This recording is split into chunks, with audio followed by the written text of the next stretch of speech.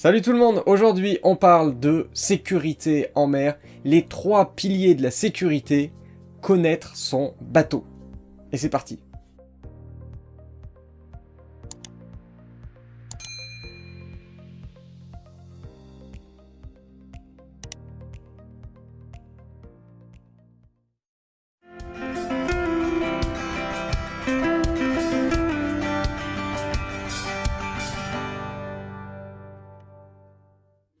Alors la sécurité en mer, pour moi c'est avoir le dernier gilet automatique 2500 Newton, couplé à un radar AIS qui voit tout seul pour moi les autres bateaux. Faux! Un équipement ne fait pas votre sécurité, c'est pas parce que vous avez le gilet automatique dernière génération, ou alors le dernier AIS, ou le dernier radar qui voit les bateaux de loin, que vous êtes en sécurité en mer.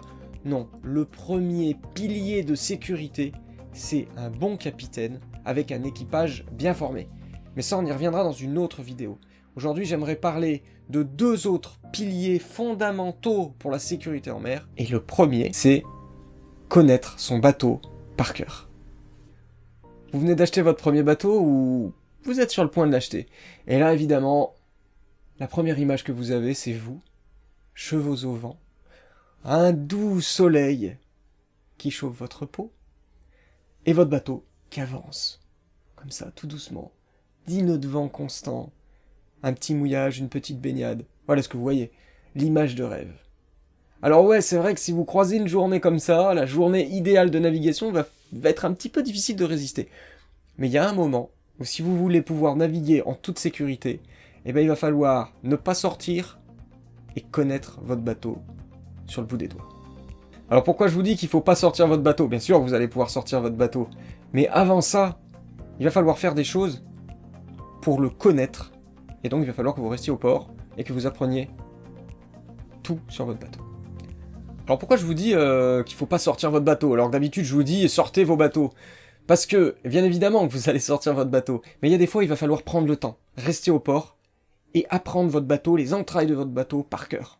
Par exemple, si je vous dis où sont les tuyaux d'eau? Où passent tous les tuyaux d'eau? Où est la pompe à eau? Où est le réservoir de gasoil? Ou d'essence? Qu'est-ce qu'il y a dans un coffre tribord? Qu'est-ce qu'il y a dans votre coffre bâbord? Où est exactement le tableau de bord 12 volts? Si vous ne savez pas répondre à toutes ces questions, c'est que vous ne connaissez pas encore votre bateau. Et c'est primordial pour votre sécurité. Alors vous allez me dire, mais pourquoi c'est si important? D'abord, il faut que j'apprenne à naviguer. Bah oui et non. En fait, ça va vraiment ensemble. Il faut bien que vous vous disiez, votre bateau, quand vous êtes dessus, c'est votre maison. Mais c'est aussi en mer votre seul refuge. Souvent on parle de refuge, on parle d'un abri. Mais l'abri de sécurité en mer, c'est votre bateau. Vous comprendrez que plus vous allez ménager cet abri, plus vous allez pouvoir aller loin et plus vous allez être en sécurité. Alors on va prendre des exemples concrets. Par exemple, il y a de l'eau au fond du bateau. Même pas mal d'eau. Et là tout de suite, il faut avoir les bons réflexes. Alors le bon réflexe, par exemple, c'est d'aller goûter l'eau. Si l'eau est salée, c'est que vous avez une fuite d'eau de mer. Là, c'est plus grave. Si vous avez un goût d'eau douce, ça veut dire que vous avez une fuite sur les canalisations d'eau. Et pour autant, il va bien falloir traiter le problème rapidement. Par exemple, aller tout de suite couper l'eau douce au tableau de bord, donc savoir exactement quel bouton c'est pour pas perdre de temps. Il va falloir que vous sachiez où passent les canalisations d'eau pour essayer de trouver d'où vient le problème. Peut-être allumer la pompe de cale. Tout ça va prendre du temps. Plus vous allez être rapide à régler le problème, moins votre problème va prendre de l'ampleur. Pareil pour une fuite d'eau de mer. Une fuite d'eau de mer, ça peut arriver. Il y a peut-être une vanne qui a sauté. Est-ce que vous êtes capable, en moins de 30 secondes, de savoir où toutes les vannes sont, de faire sauter ce qui les cache, par exemple, d'aller fermer toutes les vannes, de regarder s'il n'y en a pas une qui fuit, peut-être un tuyau qui a sauté. Plus vous allez être rapide, moins le problème va être gros. Et c'est pour ça qu'il est si important de connaître votre bateau sur le bout des doigts. La première raison, c'est donc que vous allez gagner beaucoup de temps, plus vous allez aller vite, moins le problème est important. Mais la deuxième raison, c'est la gestion du stress. Quand on est face à un stress, quand on est face à une situation stressante, souvent ce qui nous paralyse, c'est de ne pas savoir quoi faire. Vous voyez bien, quand on est là à voir quelque chose, on ne sait pas quoi faire, c'est là qu'on peut se paralyser et c'est là qu'on est en danger.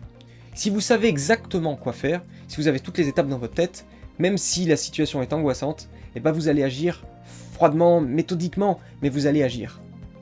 C'est pour ça que si vous connaissez votre bateau par cœur, si vous savez exactement quoi faire par étape, vous allez pouvoir gérer votre stress et finalement transformer un gros problème en petit problème.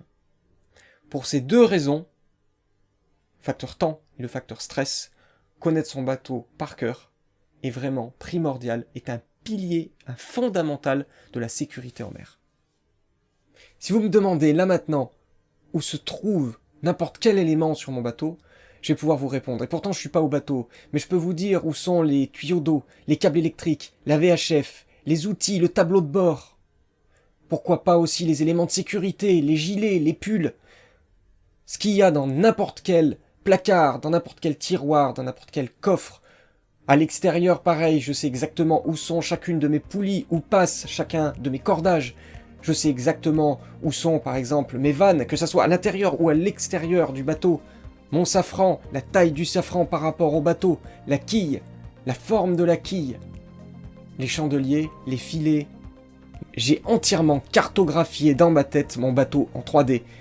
Et que je ferme les yeux ou que je vous regarde, je peux exactement me le représenter. Ce qui fait que quand je suis à bord de Corail, si j'ai le moindre souci ou si je veux régler la moindre chose, je sais instantanément quoi faire et où se trouve potentiellement le problème et comment le résoudre. Alors bien sûr, ça va pas se faire tout seul et pour cela, je vais vous donner des petites astuces pour pouvoir un petit peu mieux se remémorer où se trouve chaque élément de votre bateau et mieux le connaître petit à petit. La première chose, c'est le bricolage. Alors je sais que certains n'aiment pas le bricolage, mais si vous aimez pas le bricolage, il va falloir vous y mettre un peu. Alors pourquoi ? Parce que, je le dirai dans d'autres vidéos, je l'ai déjà dit, quand vous êtes à bord du bateau, vous êtes capitaine, mais vous êtes aussi un peu le médecin du bord, le charpentier, le bricoleur, le plombier. Vous faites un peu tous ces rôles. Et donc il va falloir vous mettre, avoir des compétences dans un petit peu tout ça.